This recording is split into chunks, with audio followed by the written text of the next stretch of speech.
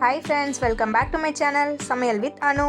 இன்னைக்கு நம்ம வீடியோல ரொம்ப சிம்பிளா ரொம்ப குயிக்கா லஞ்ச் பாக்ஸ்க்கு செஞ்சு கொடுக்குற மாதிரி ஒரு ரெசிபி தாங்க பார்க்க போறோம்.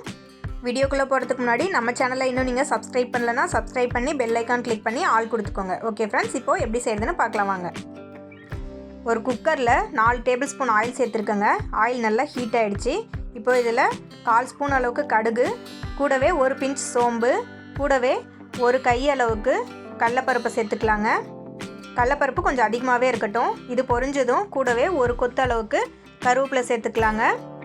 இதுவும் பொரிஞ்ச உடனே ஒரு கப் அளவுக்கு வெங்காயம் கட் பண்ணி வச்சுருக்கேங்க, அதையும் சேர்த்துக்கலாம்.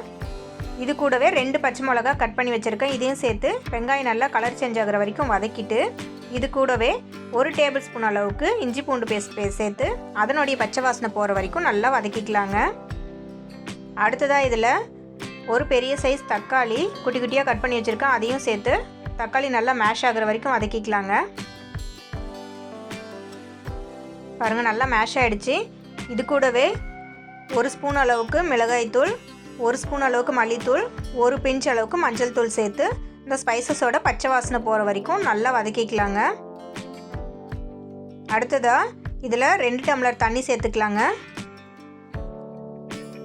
கூடவே தேவையான அளவு உப்பும் சேர்த்துக்கலாங்க. இதை நல்லா மிக்ஸ் பண்ணி விட்டுட்டு இது நல்லா கொதிச்சு வர வரைக்கும் வெயிட் பண்ணலாங்க. பாருங்கள், சூப்பராக கொதிக்குது.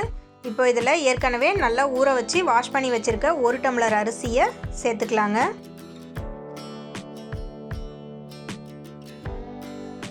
அரிசியை சேர்த்து நல்லா மிக்ஸ் பண்ணிவிட்டு உப்பு சரியாக இருக்கான்னு பார்த்துக்கோங்க. அவ்வளோதாங்க, ஃபைனலாக இதில் கொஞ்சமாக மல்லித்தழை சேர்த்துக்கலாங்க. இப்போது குக்கரை மூடி 2 விசில் வர வரைக்கும் வெயிட் பண்ணலாங்க.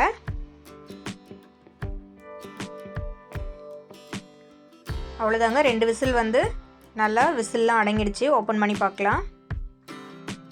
பாருங்கள், சூப்பராக சிம்பிளாக ஒரு லஞ்ச் பாக்ஸ் ரெசிபி ரெடி ஆகிடுச்சு. இங்கே இதை கடலைப்பருப்பு சாதம்னு சொல்லுவாங்க. ரொம்பவே டேஸ்ட்டாக இருக்குங்க. கண்டிப்பாக ட்ரை பண்ணி பாருங்கள். ஓகேங்க, இந்த வீடியோ உங்களுக்கு பிடிச்சிருந்தா கண்டிப்பாக லைக் பண்ணுங்கள், ஷேர் பண்ணுங்கள், மறக்காமல் நம்ம சமையல் வித் அனு சேனலை சப்ஸ்கிரைப் பண்ணுங்கள். நெக்ஸ்ட் வீடியோவில் பார்க்கலாங்க. பாய்.